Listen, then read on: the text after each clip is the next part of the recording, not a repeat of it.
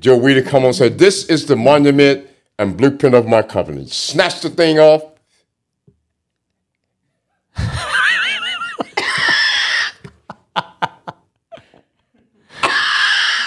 Where's the fro? That's not your fro. What happened to my head? What happened to my head?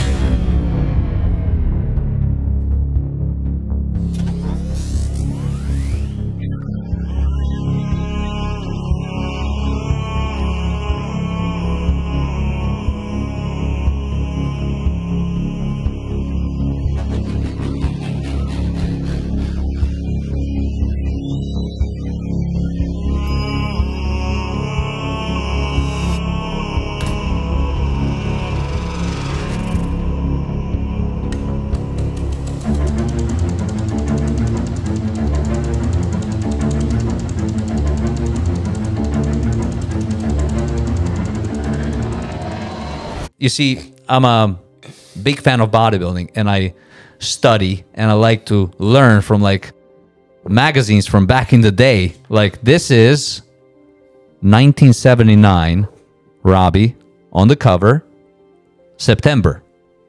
That's the bust of Robby in flesh. November, there's a bust in bronze. Now, can you see the any difference here? There's a different head. So we have September, November. What happened here? How come your bust has Joe Weider's head?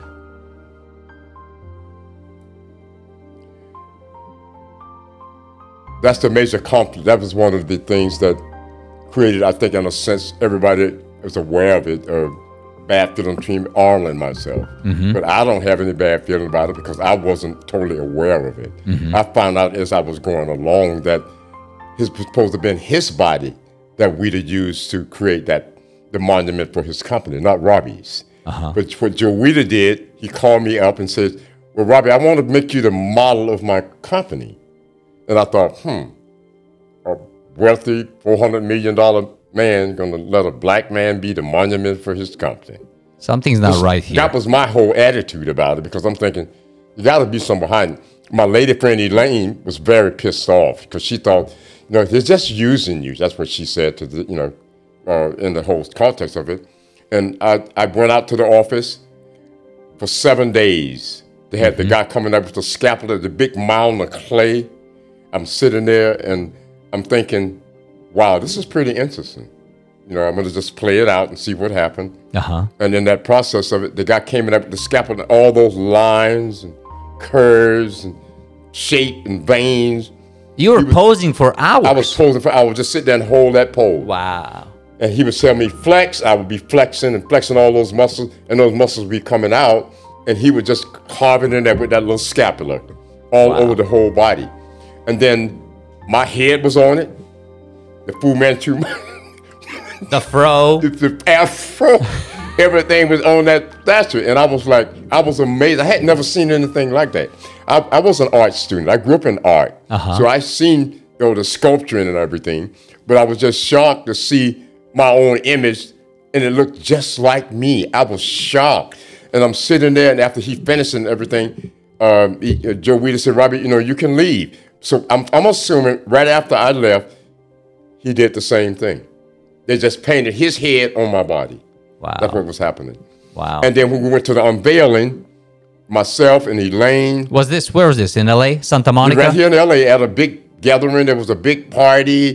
They were introducing it to all the people that had the Weider supplements coming from all over the world. It must have been 5,000 people. Wow. And we were sitting in the audience, myself and Elaine, and they rolled the big bus out on the stage, all the lights and everything. The news media was there.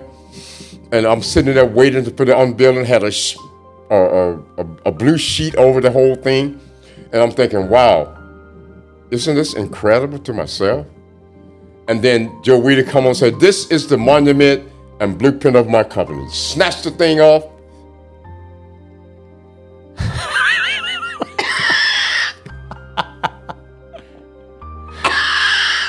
Where's the fro? That's not your fro. What happened to my head?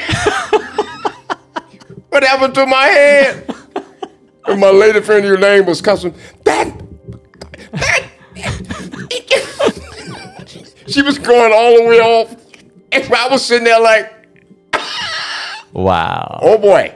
She was going to rip off his head. They had to take her out of there because she just went all the way off. Wow. She was pissed. Wow. Because she knew that, that he had taken advantage of the situation. Yes. And then once they got back to the gym, Arnold stopped working out with me completely. Wow. We was all working together, myself, Arnold, Ed Corney, Danny Gabriel. It was the four of us. We were all training together. And from that point on, he just started training with just Ed Corney by himself. Yeah. And I think that pretty much destroyed the relationship in a sense. That was it. Yeah. But I didn't feel bad about it. I felt bad about the fact that I was used and taken advantage of, and it created bad feelings between myself and him. Yeah. And it's still going on to this day. And it's sad, but that's, in that world, I mean, you can do things like that when you got 400 million, you can do whatever you want. Yeah. And get away with it. And that's not, and as I say, I took it to court. No law firm won't even be bothered with it. Yeah. You cannot win it. Again, to this day, we see it everywhere. It's everywhere. On posters. I saw it on a sweatshirt the other day. Whatever's related to the Olympia, it's your bust. And I feel I've heard this story many times, and I heard it from you. And I just want the world to know this story, the truth about the bust. The bust is yours. It's Mr. Robby Robinson. I'm geared to go to Italy and do my work over there. Yes, we will talk about that too. There's a seminar. Yes.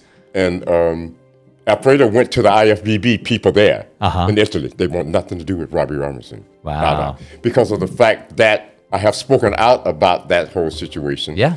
They don't want to be bothered with it. Yeah. Yeah. I mean, it doesn't bother me. Of course. It's their decision to not be a part of it.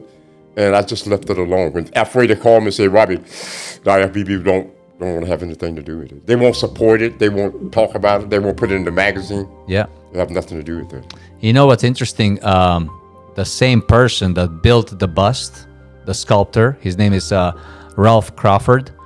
He also built the monument for Arnold in Columbus, Ohio. And he actually builds all the statues and all the trophies for the Arnold Classic. Yeah. Same thing. So it's like... It's the same person, right? Yeah, same person. Yeah, amazing. Yeah. So just a little fact I did in my own research. And also the story, like I read the story. So the way they present it, they put their own narrative. It's like they can paint a picture and you cannot have anything to say about it because it's their magazine. And the way they said it in the magazine, they basically said... they didn't. The sculptor says this. He didn't say, "Oh, I was doing Robby for a week." He basically says, "I'm going to read it." It's like a one sentence. What he says is, give me 1 second. Here's what he says. It's only one sentence.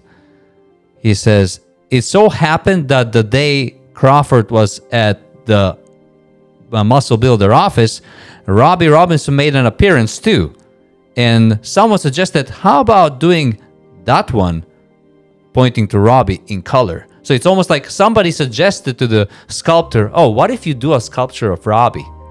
That's what it said in the magazine. Yeah, exactly. Instead of saying, actually, Joe reached out to me and asked me to pose for hours upon hours while Ralph is sculpting the bust. So they spin their own stories, and it's like you have to buy the magazine from 50 years ago to see what they wrote and how they push that narrative, that story. It's amazing. I mean, I love studying history. I love history, especially it has to do with bodybuilding.